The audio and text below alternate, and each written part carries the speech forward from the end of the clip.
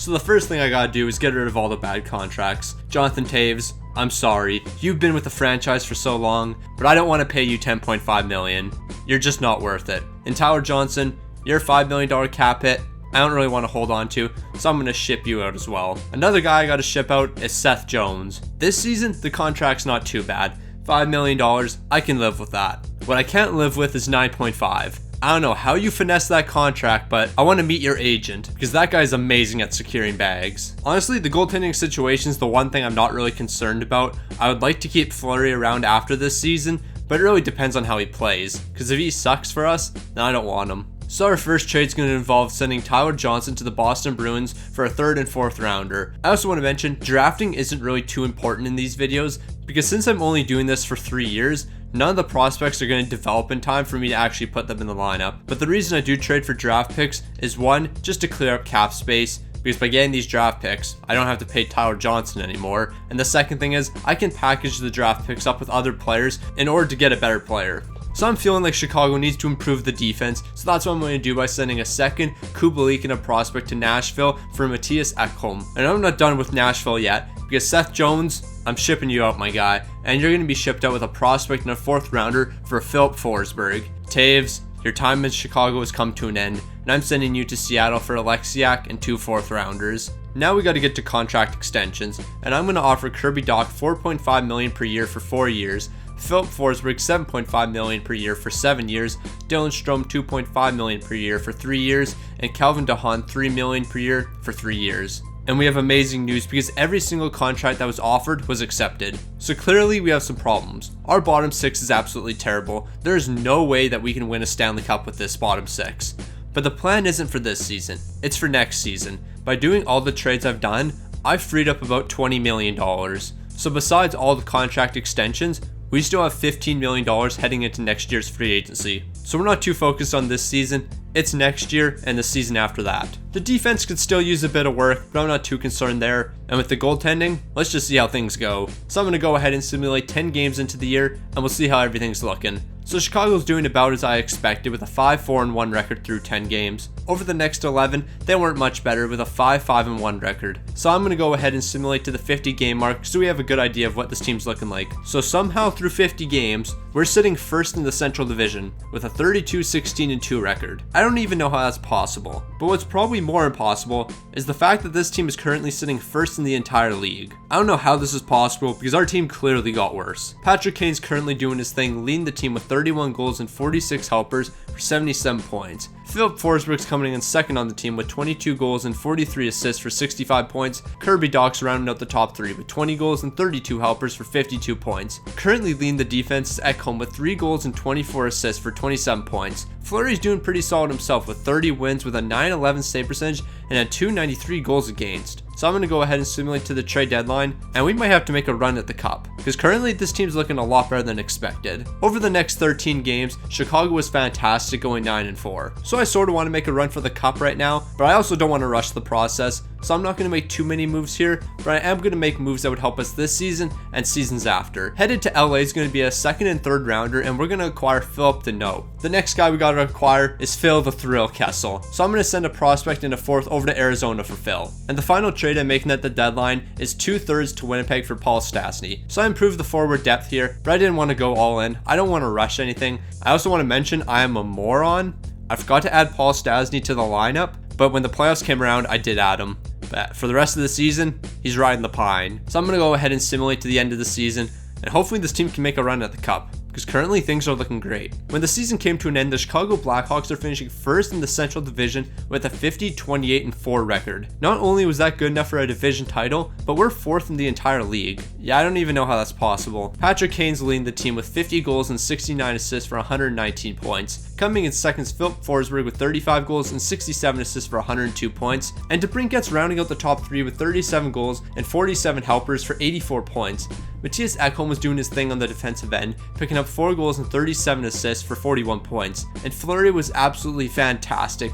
47 wins with a .914 save percentage and a .279 goals against. Overall in the entire NHL, Kane's leading the way in points with 119, Jack Eichel's come in second with 41 goals and 75 helpers for 116 points, and Kucherov's going to round out the top 3 with 50 goals and 59 assists for 109 points. And leading all goaltenders in wins is Marc-Andre Fleury with 47. Way to go, my guy. Chicago's rolling right now. Fleury's looking fantastic. The entire team's looking fantastic. I don't think Edmonton's going to be the team that can stop us. Edmonton won't stop us, right? We're going to beat them, right? We're going to win at least one game, right? No.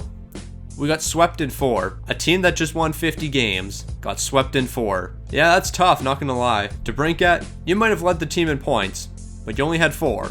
So who really cares? I'm not sure if I want you back anymore. .867 save percentage and a .430 goals against. You might have been great in the regular season, but that just wasn't it, pal. That wasn't it. Looking at the draft lottery results, Washington's getting incredibly lucky, jumping from 11 to 1. I don't even know how that's possible, but what's more surprising other than the jump is the fact that Washington missed the playoffs and finished 11th last in the league. What's going on here? So we didn't make too many draft picks, but I made the greatest draft pick of all time.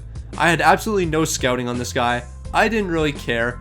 I just took a guess and I ended up getting a medium elite player. But let's be real, none of these prospects are going to be able to crack the team in the next 2 years, so a majority of them are getting traded away. Heading into the re-sign phase, there's a few guys that got to come back. Caleb Jones, I'm giving you $2 million per year for 2 years, and Kurashev, I'm giving you just over $1.2 million per year for 2 years. And it's not really any surprise, but both of these guys are accepting their deals. I also want to mention, I signed our young rook. I mean, why wouldn't I? So there's a few more contracts that need to be extended. Paul Stastny, I'm going to give you $2.1 million per year for 2 years, and he's going to accept the deal. I'm also going to extend Patrick Kane for next season for $11.4 million per year for 3 years, and DeBrincat's going to get $9 million per year for 2 years. Entering free agency, a few moves need to get made. Fleury, I'm going to offer you $6 million per year for 2 years. I know I'm giving you a bit more than you're asking, but I want to make sure I can keep you around, and hopefully you play better in the playoffs. And then Josh Manson, I'm going to give you $4.8 million per year for 4 years. So Josh Manson, you're a great defenseman, but I think we can do better. I think we still need a top defenseman. So I'm going to make a massive move, sending our elite rookie, a prospect,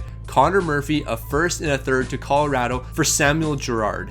I know this is a massive move. We're probably giving up way too much, but I need an elite defenseman, and Girard's that guy. So with that massive package to Colorado, they're going to accept the deal, and I think we got finessed a bit. I'm going to keep it a stack. I think we got finessed. But who cares if we got finessed? Because the prospect and rookie weren't going to play for us, and Girard's definitely a step up from Connor Murphy. The next thing that happened is something I wasn't expecting. Fleury's not re-signing with us. He's going to Arizona. Yeah, I don't know what you're doing, cuz. That's just a terrible move. But there would be a positive in Patrick Kane and Alex DeBrincat re-signing with the team. So since we don't have Fleury, we got to go out and get another goalie. I'm going to get Darcy Kemper for $4 million per year for 2 years, and we need a backup, so Casey DeSmith, $1.8 million per year for 2 years. I think that's pretty fair, and so did he because he's signing with the team. So the forward depth was lacking last season, and I want to improve that with Brandon Saad. So I'm going to send Caleb Jones, Brandon Hagel, and Nicholas Batum to the Anaheim Ducks. And I guess in the trade from St. Louis to Anaheim, St. Louis kept half his salary. I'm also going to trade Brett Connolly to Tampa Bay for 2 third-rounders.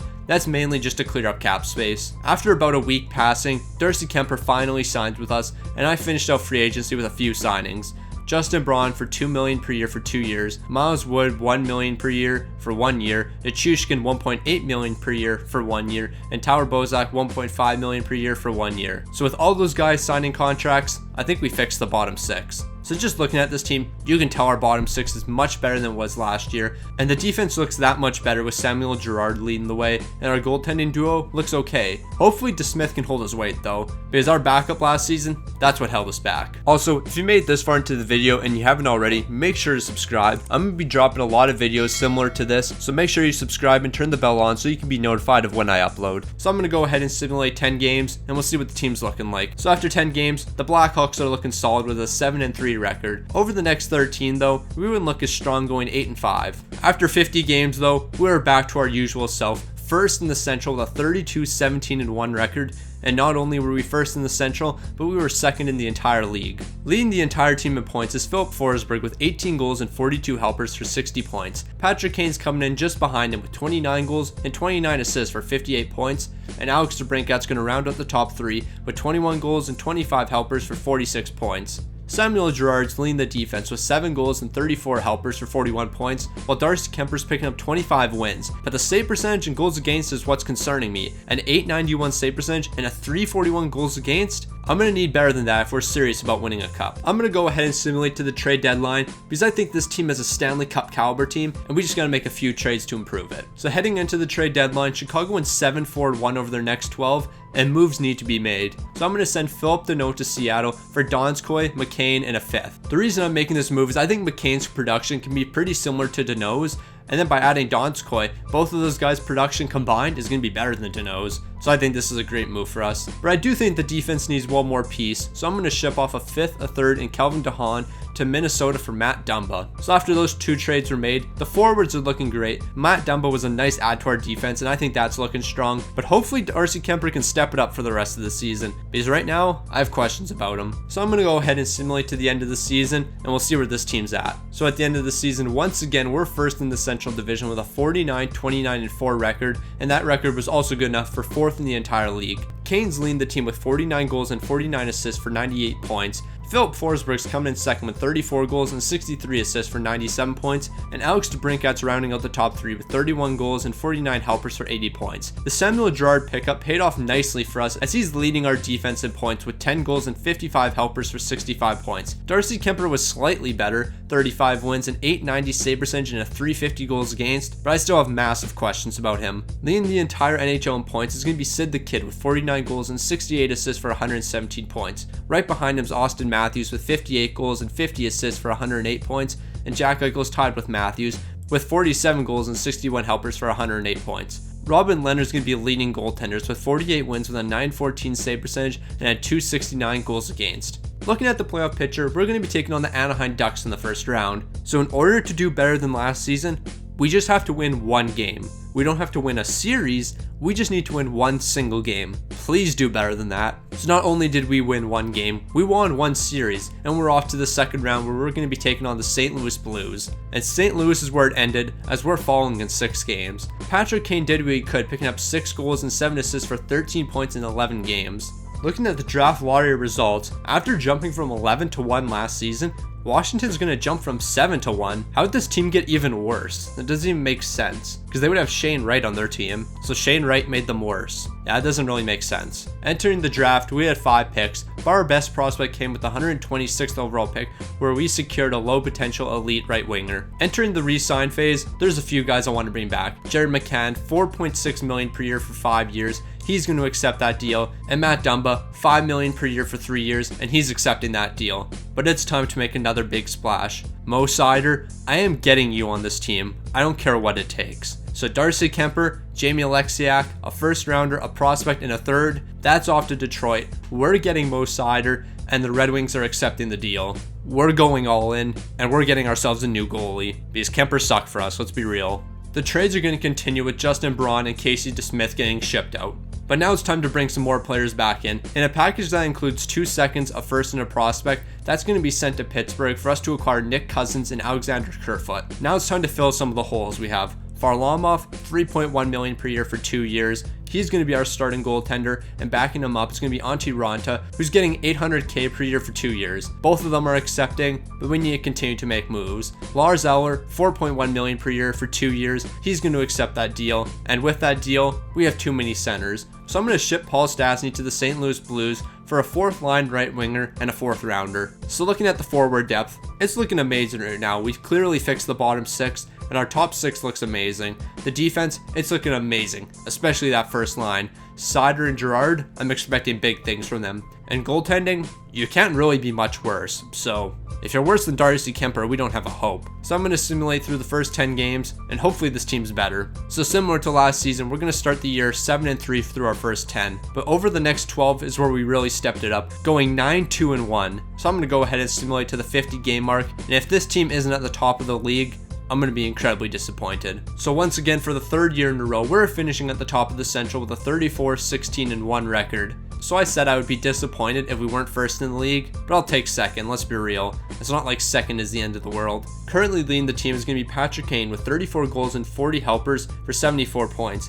Philip Forsberg's coming in second with 21 goals and 41 assists for 62 points, and Kirby Dach's going to round out the top 3 with 22 goals and 31 helpers for 53 points. Samuel Girard's going to be leading the defense once again with 4 goals and 33 assists for 37 points. And Varlamov, a massive step up from Kemper, 28 wins with a .911 save percentage and a .275 goals against. This is the type of goaltending we need if we want to win. So I'm going to go ahead and simulate to the trade deadline, and depending on how this team does, I might not want to make a ton of moves. Why try to fix something that's not broken? Over the next 13 games, Chicago was mid with a 7-5-1 record, so I think one move needs to be made. I'm going to send a second rounder, a fourth rounder, and a prospect to the New York Islanders for Anthony Beauvillier. I didn't want to make too many changes to this team. We're looking amazing right now. As long as goaltending holds up, we might be able to win a Stanley Cup. So I'm going to go ahead and simulate to the end of the season, and let's see what this team's looking like. So to my surprise, for the first time in 3 seasons, we're not going to finish first in the Central. We're actually finishing second with a 49-29-4 record.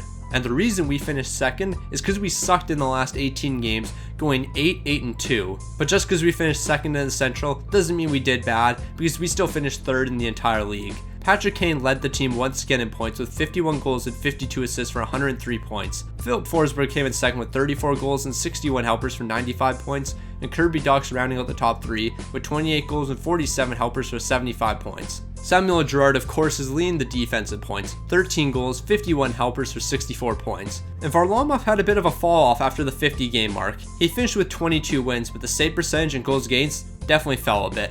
But I'm not too concerned. A .910 save percentage and a .291 goals against is nothing to be concerned about. Looking at the entire league, Marchand's finishing first with 50 goals and 69 assists for 119 points. McDavid's coming in second with 48 goals and 64 assists for 112 points, and Austin Matthews is rounding out the top 3 with 65 goals and 45 helpers for 110 points. Leading all goaltenders is Linus Ullmark with 44 wins with a .913 save percentage and a .272 goals against. So in the first round, we're taking on the Arizona Coyotes, who has our former goaltender and Marc-Andre Fleury. So in a tough 7-game series, we're going to come out on top versus Arizona, but now we got to take on the Colorado Avalanche in the second round. And the Avalanche would absolutely destroy us, sweeping us in 4 games. Yeah, that's tough. That's real tough.